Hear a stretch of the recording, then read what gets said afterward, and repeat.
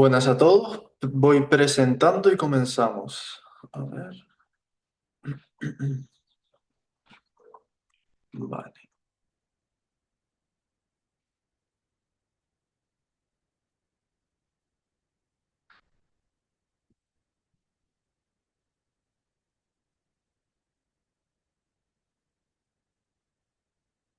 ¿Me pueden confirmar que se ve la presentación?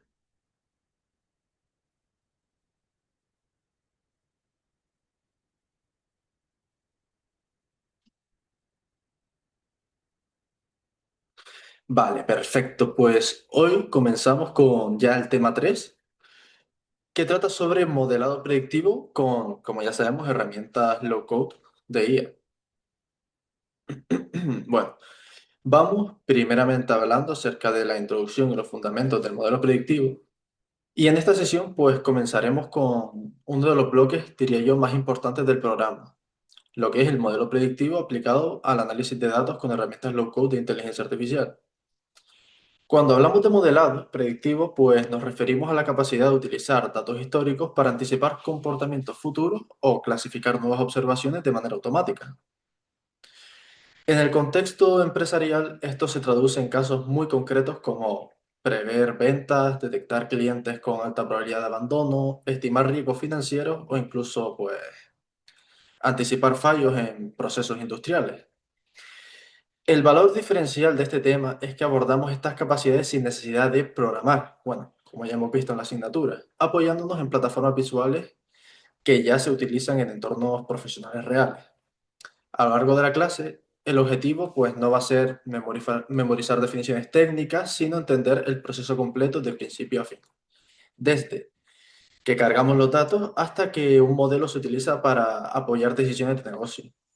Este enfoque es especialmente relevante pues, para perfiles de analista de datos, donde la rapidez, la interpretación e incluso la comunicación del resultado pues, son tan importantes como las técnicas subyacentes. Además, trabajaremos con una visión realista, entendiendo tanto las ventajas como las limitaciones del enfoque low code, para que sepan cuándo es suficiente y cuándo puede ser necesario un enfoque más avanzado. Esta introducción, o sea, el objetivo es pues sentar las bases conceptuales sobre las que construiremos el resto del tema, asegurando una comprensión sólida y aplicable. Cabe destacar que esta va a ser la primera parte del tema 3 y en la siguiente clase veremos la segunda parte de dicho tema. También recalcar, como en todas las sesiones, que cualquier duda que pueda surgir me la comentan tanto por el chat como por directamente abriendo el micrófono. No se preocupen, me pueden interrumpir, no pasa nada. Vale. Bueno, el tema 3 tiene como objetivo principal pues, que el alumno sea capaz de comprender y aplicar el modelado predictivo de forma práctica utilizando las herramientas que ya todos conocemos. En primer lugar, se busca pues, que el estudiante entienda lo que es un modelo predictivo y cómo se diferencia de otros enfoques analíticos más descriptivos o exploratorios. En segundo lugar, se pretende familiarizar al alumno con los algoritmos más comunes que se emplean en problemas reales de negocio, tanto de regresión como de clasificación o segmentación. Otro objetivo clave pues, va a ser aprender a entrenar, validar y comprender modelos de manera rigurosa, entendiendo qué significan las métricas y cómo se emplean para la toma de decisiones informadas. Además, en el tema se introduce el uso de técnicas como AutoML que automatizan parte del proceso y permiten optimizar modelos de forma increíblemente eficiente, algo muy habitual en plataformas profesionales. Y para finalizar, abordaremos la exploración y reutilización de modelos, que es pues, un aspecto crítico para su aplicación en entornos productivos. Bueno, como todos ya sabemos, no tiene ningún sentido reentrenar un modelo cada vez que lo queremos utilizar, claro. Y todo esto, pues, se aplicará mediante una perspectiva aplicada orientada para que el alumno pueda desenvolverse con solvencia en proyectos reales de análisis de datos, comprendiendo, pues, el impacto de estas técnicas en la toma de decisiones. Bueno, el modelado predictivo. ¿Qué es el modelado predictivo? Pues se define como un conjunto de técnicas cuyo objetivo es estimar valores futuros o asignar categorías a nuevas observaciones, pues a partir de patrones aprendidos en datos históricos. A diferencia, pues, del análisis descriptivo, perdón, que se centra en entender qué ocurrió en el pasado, el modelo predictivo mira hacia adelante y permite anticipar escenarios. En la práctica empresarial, pues esto supone una ventaja competitiva clara, ya que posibilita pues actuar antes de que los eventos ocurran. Por ejemplo, una empresa puede prever la demanda futura y optimizar su inventario o incluso detectar pues la probabilidad de baja o incluso con alta probabilidad que clientes se darán de baja próximamente y lanzar acciones de retención.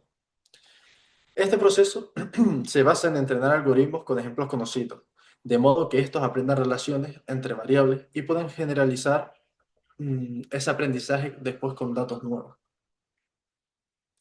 Es importante destacar que las predicciones no son certezas absolutas en ningún caso, sino estimaciones acompañadas de un nivel de probabilidad o confianza. Y esta idea es clave para interpretar correctamente los resultados y usarlas en el proceso de decisión, no como una verdad incuestionable. Bueno, y este enfoque probabilístico, podríamos llamarlo así, es uno de los pilares del uso responsable de Machine Learning en contextos reales. Insisto, ¿con qué quiero que se queden de esta diapositiva? Con que a diferencia de otras técnicas que utilizamos para analizar datos históricos, con el Machine Learning podemos utilizar un conjunto de datos, por ejemplo, clientes con sus comportamientos, qué clientes se han dado de baja, qué clientes no se han dado de baja y entrenar un modelo para que posteriormente, pues, con un porcentaje determinado en función de la calidad de los datos, las técnicas que utilicemos y demás, nos digan qué clientes tienen una alta probabilidad, pues, por ejemplo, de abandono en el próximo mes.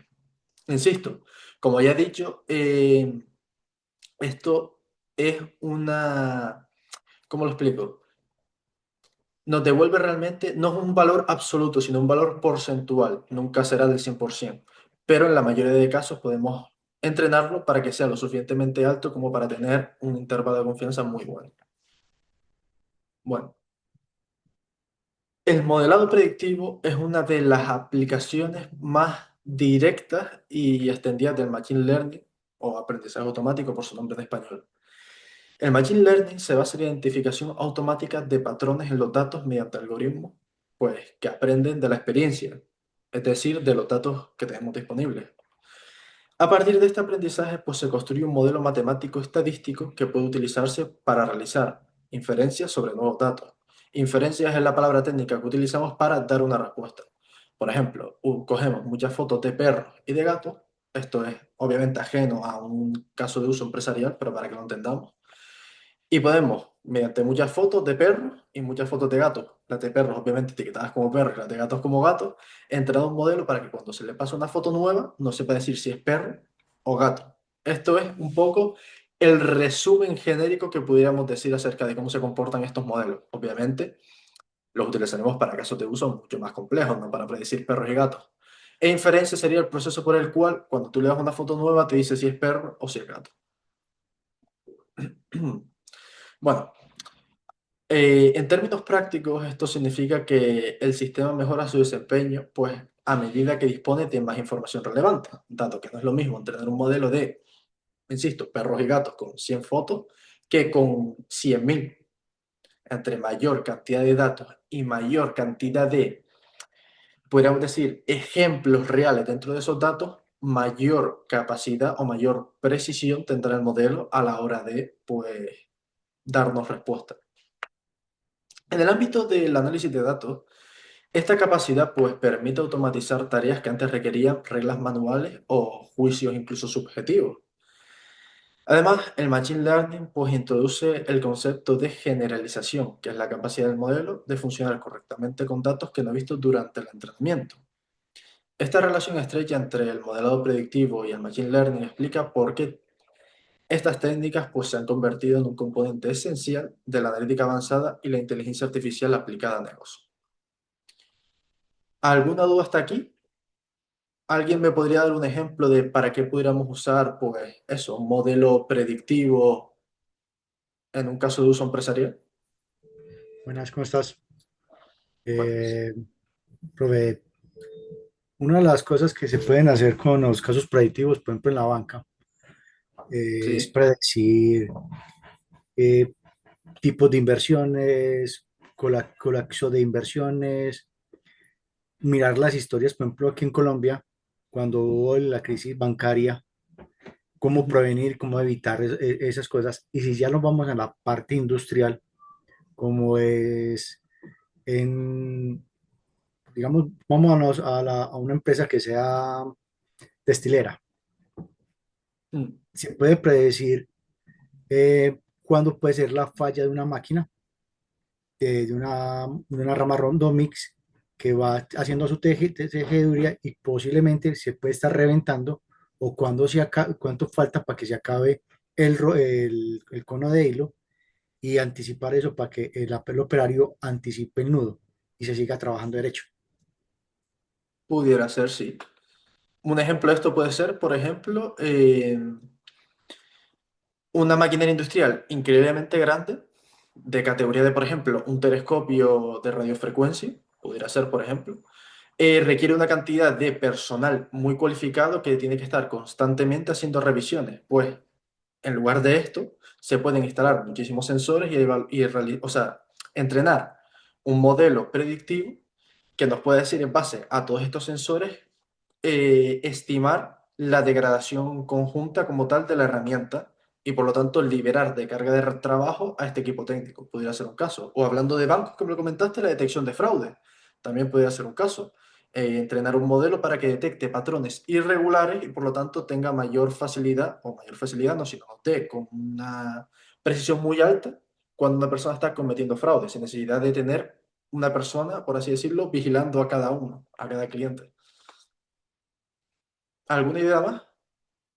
Veo por el chat clasificar documentos legales, por ejemplo, un sistema de clasificación ya no solo de documentos legales, sino de cualquier tipo de documento. Variaciones de la demanda de un producto también. Evaluar consumo de energía en un sistema eléctrico también muy similar, aunque no lo parezca, a la detección de fraude. Bueno, pues veo que por el momento va quedando claro. No sé si alguien tiene alguna duda al respecto. Insisto, cualquier duda es válida.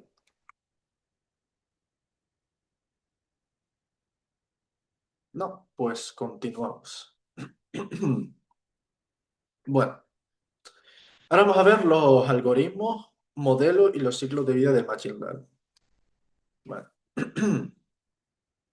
El Machine Learning, o por su nombre en español de nuevo, aprendizaje automático, pues se organiza en distintos paradigmas, pudiéramos decir, según la naturaleza de los datos y la información disponible.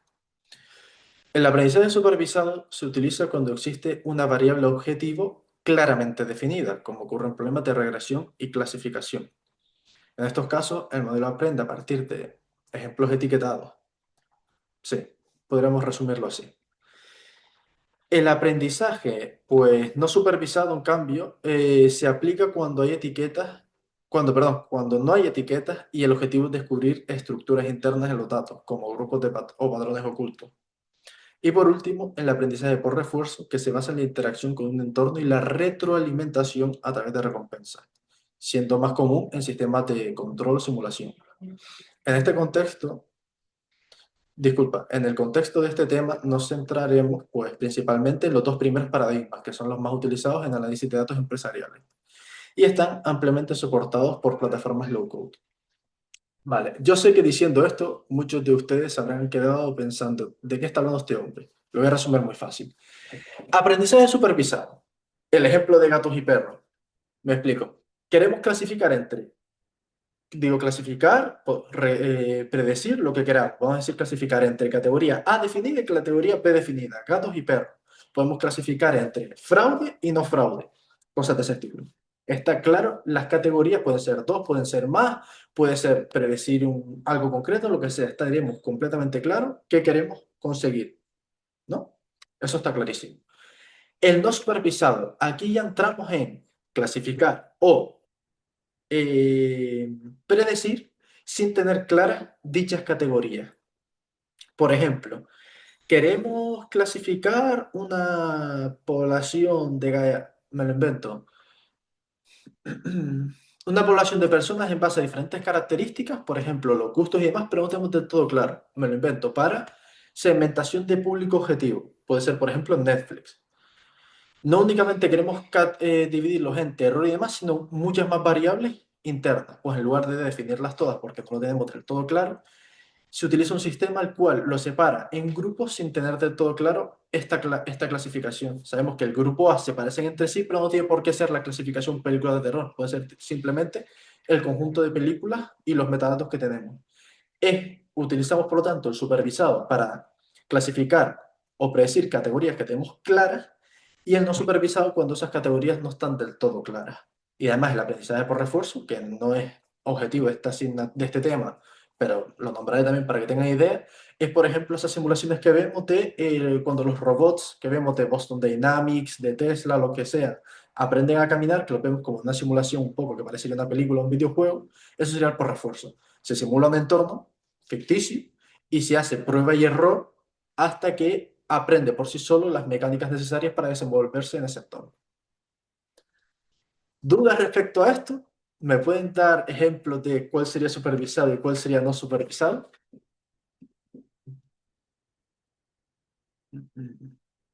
Lo he explicado muy rápido, está todo claro.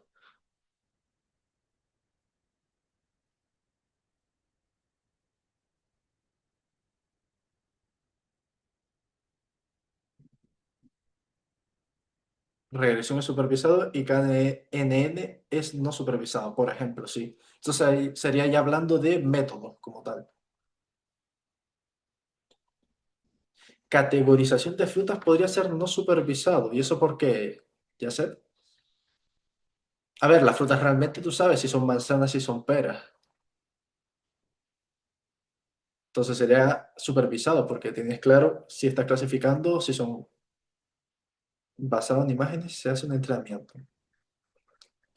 Pues mira, si tuviéramos las imágenes etiquetadas sería supervisado porque sabemos que son peras, manzanas. Si no las tuviéramos etiquetadas, bueno, lo ideal es tener las etiquetas en este caso porque son cosas definidas, pero podría denominarse a lo mejor no supervisado. Profe, en ese caso, yo sí digo que pueden ser las dos, mientras que se entrena el sistema, se debe supervisar, porque uno entiende, cuando lo está entrenando, tiene que, por base de imágenes, tiene que basarse en tamaños, medidas, tipología de la fruta, como color, si tiene manchas, si está en forma geométrica presentable, porque depende del mercado se clasifica la fruta. Por ejemplo, yo estoy haciendo la tesis para para la cosa de aguacates, para enfermedades, plagas y conteo de- de cosecha. Ujú. Depende del tamaño, uno va estipulando cuándo va a ser la cosecha, si está pronto o si está para tantos días o para tantos meses, Sí. o si la hoja tiene enfermedades, por si está, si tiene un color, tiene una enfermedad, le falta oxígeno, le falta cosas así. Pero cuando uno está clasificando frutas, lo primero que hace es un tiempo de entrenamiento y supervisado. Ya después Mm. deja que trabaje solo para ver cómo es el comportamiento sin supervisión. Sí, pero cabe destacar que aprendizaje supervisado no se refiere a que la persona esté mirando mientras entrena o comprobando. Sé que el nombre, por eso me quise parar en esta diapositiva, porque sé que el nombre puede inducir a error. Supervisado se refiere simplemente a que los datos están, las categorías de los datos están etiquetadas y no supervisado que no están etiquetadas. No, o sea, nos podemos olvidar del término supervisado, que es una traducción del inglés realmente, y podemos sustituirlo por aprendizaje con categorías etiquetadas y aprendizaje sin categorías etiquetadas, que es el no supervisado. ¿A qué me refiero con esto? De que tú cuando clasificas, por ejemplo, frutas, vamos a decir manzanas y peras, tú coges la foto de manzana y le pones la etiqueta manzana al entrenar. El dato de entrenamiento está supervisado por la etiqueta objetivo. Sin embargo, en segmentación de clientes podemos coger y decir, vale, vamos a entrenar un algoritmo de segmentación de clientes, pero cada grupo de clientes segmentados no tiene una etiqueta objetivo que hayamos nosotros determinado. Me explico. Sabemos que la manzana siempre va a ser manzana cuando la clasifiquemos, pero no sabemos si queremos clasificar los clientes en 10 grupos, 100 grupos, 1000 grupos. Por lo tanto, cada grupo objetivo podrá llamarse grupo 1, grupo 2, grupo 3, pero no es una categoría que nosotros de antemano vayamos a definir. Esa es la diferencia. Entonces, cuando nosotros tenemos claro que se puede cosechar o no se puede cosechar y los datos que utilizamos de entrenamiento es este conjunto de datos es cuando se puede cosechar y este cuando no se puede cosechar es supervisado. Si no lo supiéramos porque hay muchísimas variables y tuviéramos un conjunto homogéneo y finalmente el modelo nos escupiera clase uno clase 2 no sería supervisado porque no estarían esos datos de entrenamiento etiquetados con la salida. No sé si me explico. Los supervisados relacionan esos datos con una etiqueta de salida. El no supervisado simplemente coge los datos y los segmenta en grupos sin etiqueta clara de salida.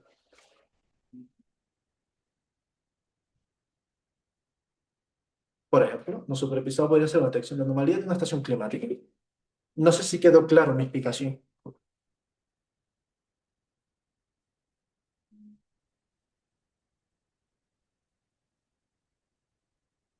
¿Dudas al respecto de lo que dije? ¿Sonó muy raro? ¿Lo explico más lento? ¿Lo explico de nuevo?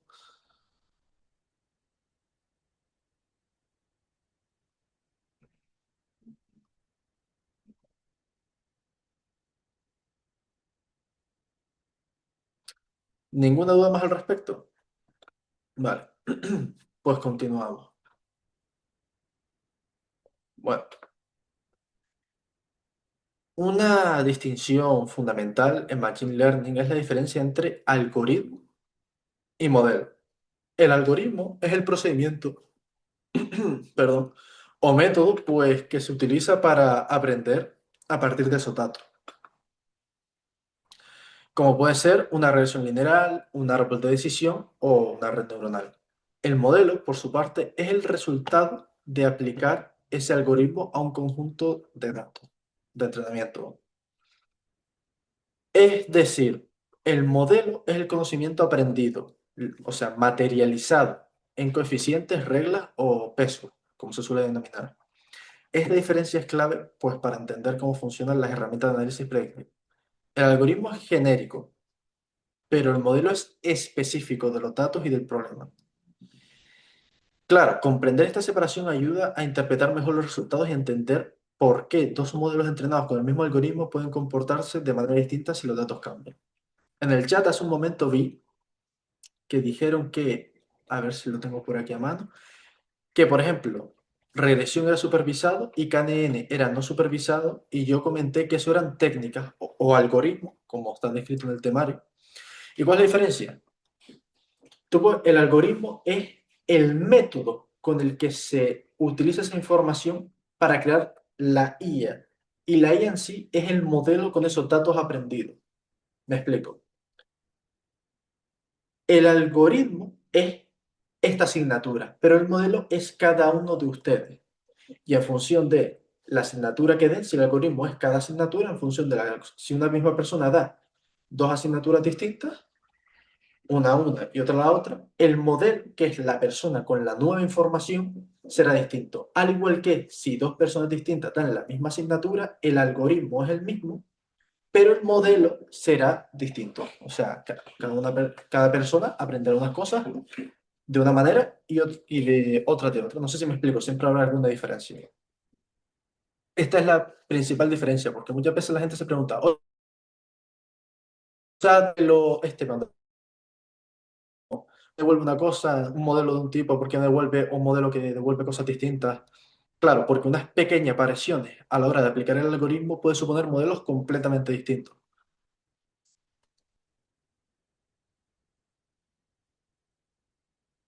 Bueno, los distintos algoritmos de Machine Learning pues generan modelos con representaciones muy diferentes.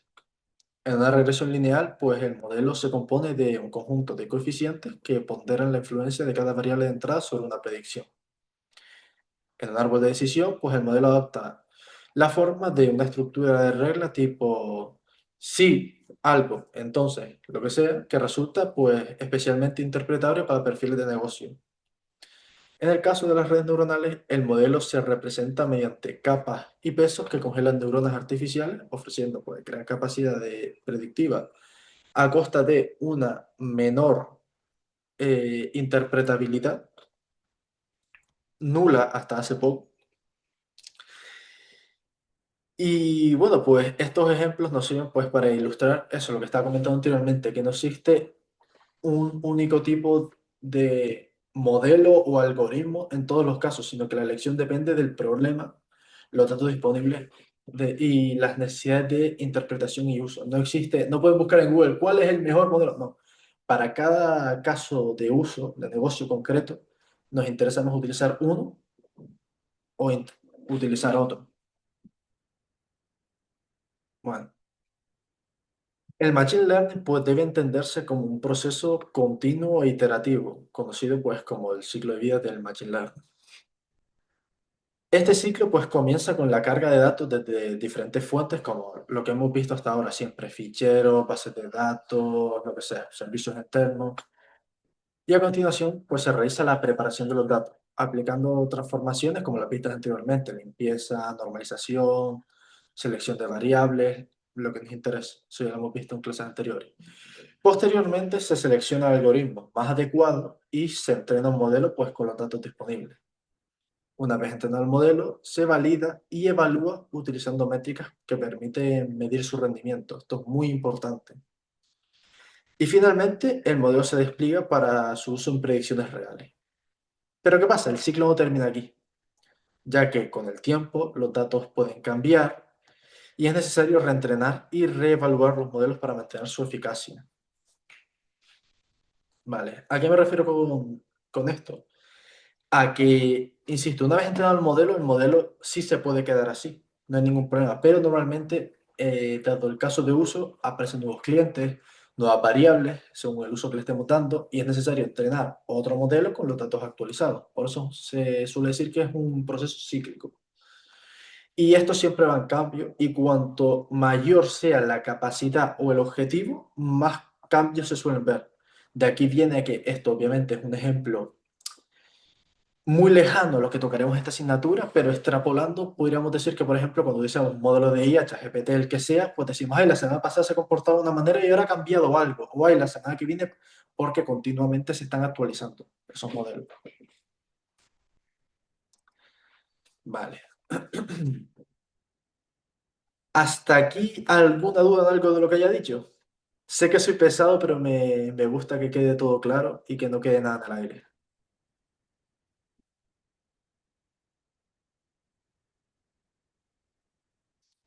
Perfecto. Vale. Ahora a lo que hemos venido, ¿no? Las ventajas del low code en inteligencia artificial. Bueno, las plataformas low code, sobre todo para casos de inteligencia artificial, pues ofrecen una serie de ventajas que las hacen especialmente atractivas en entornos profesionales.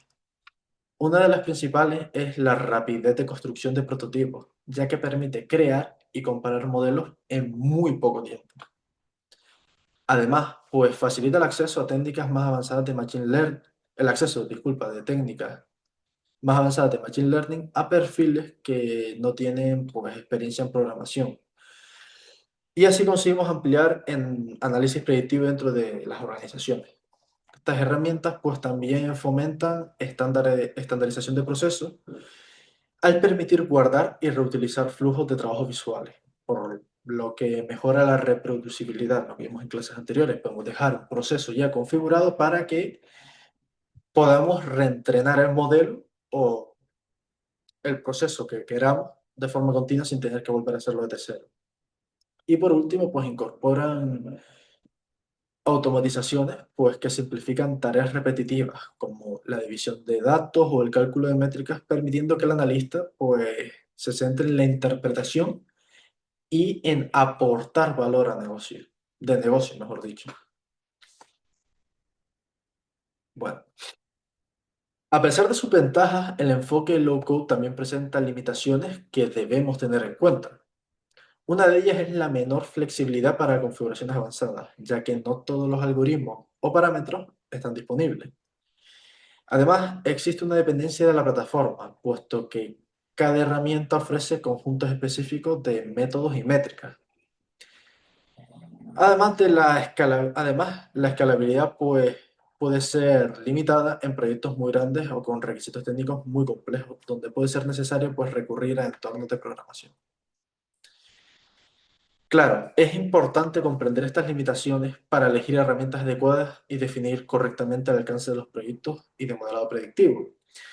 Insisto, esto digo lo mismo que dije en clases pasadas.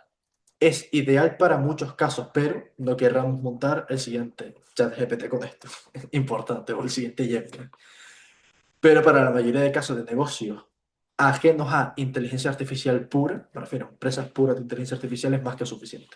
Lo hemos visto hasta ahora: segmentación de clientes, clasificación de categorías, predicción de datos, lo que queramos. Vale. Ahora hablaremos de Nine, que es una de las plataformas low code pues, más utilizadas en el análisis de datos y modelado predictivo. Su enfoque se basa en la construcción de flujos de trabajo mediante nodos que representan pues, tareas específicas, como la carga de datos, la preparación, el entrenamiento de modelos o la generación de predicciones. ¿Cómo se hace esto? Pues, como ya hemos visto anteriormente, el usuario conecta estos nodos de forma visual, configurando cada uno a través de menús de cuadro y diálogo, sin necesidad pues, de escribir ni una línea de código. Y esta aproximación pues, facilita la comprensión del proceso completo y permite experimentar pues, con distintas configuraciones de manera rápida. Esta herramienta es especialmente valorada pues, en entornos profesionales por su flexibilidad, su amplia biblioteca de nodos y su capacidad de integración con otras herramientas y lenguajes. BigML, Orange, Data Mining y Power BI pues, representan otro enfoque relevante dentro del ecosistema low code.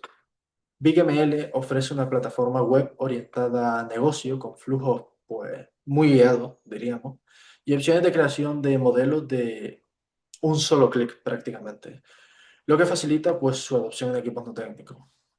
Orange Data Mining pues, se organiza en widgets conectados en un lienzo visual, ideal para la exploración y comparación paralela de diferentes algoritmos, especialmente en contextos educativos y de prototipado, pudiera decir.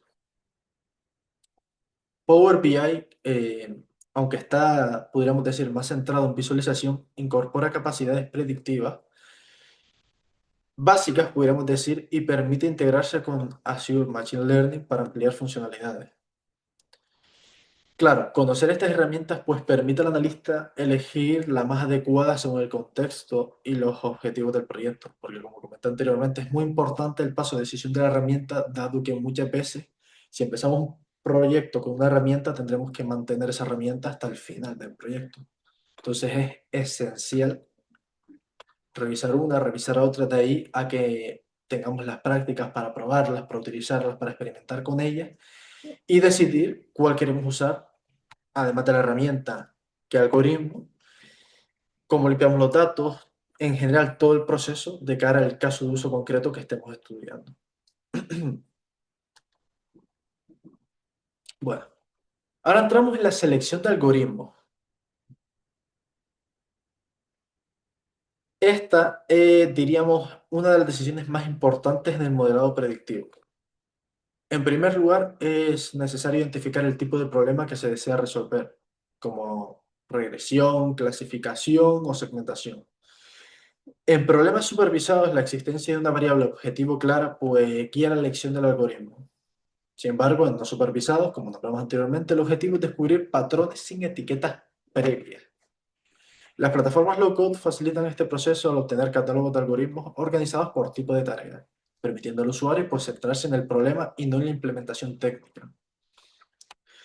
Y recordemos, una buena selección de algoritmos alineada, perdón, con técnica alineada con los datos y el objetivo de negocio es clave para obtener modelos útiles y sobre todo fiables. El aprendizaje supervisado se utiliza ampliamente en tareas de regresión y clasificación, como la predicción de ventas, el diagnóstico médico o la, no sé, detección de fraude, como comenté anteriormente. Y el no supervisado, por su parte, pues se emplea en segmentar clientes, reducir dimensionalidad de los datos o detectar anomalías, como es el caso que comentamos de detección de fraudes, anomalías en la red eléctrica.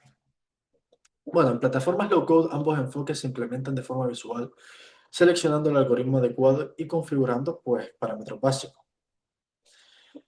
Comprender estas diferencias, las diferencias prácticas entre estos enfoques permite al analista aplicar la técnica correcta y evitar errores comunes como intentar predecir una variable que no existe o intentar interpretar correctamente pues, los resultados de un clúster, por ejemplo. El AutoML juega un papel cada vez más relevante en las plataformas low-code de inteligencia artificial. Estas técnicas automatizan tareas como la selección de variables, el ajuste de hiperparámetros o la evaluación de múltiples algoritmos, reduciendo significativamente el tiempo para obtener modelos competitivos. En la práctica, AutoML actúa como un asistente técnico que propone configuraciones óptimas basadas en los datos disponibles. Sin embargo, es importante entender que no sustituye el criterio del analista, especialmente en lo relativo a la interpretación de resultados y la alineación con objetivos de negocio. Y bueno, en esta diapositiva nos quedamos que utilizar AutoML permite acelerar proyectos y mejorar la calidad de los modelos, pero no es, no está por encima del criterio de analista en ningún caso.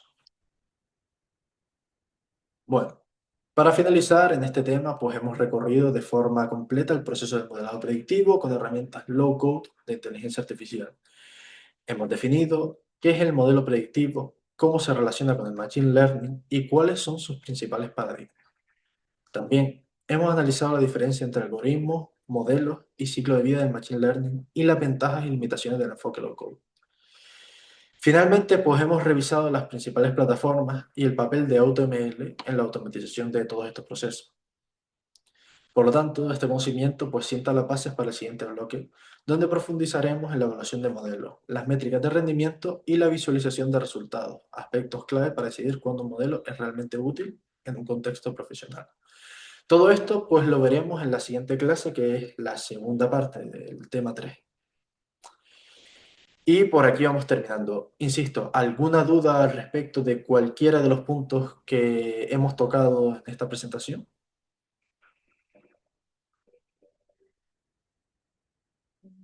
¿Ninguna? Sin duda, sin duda.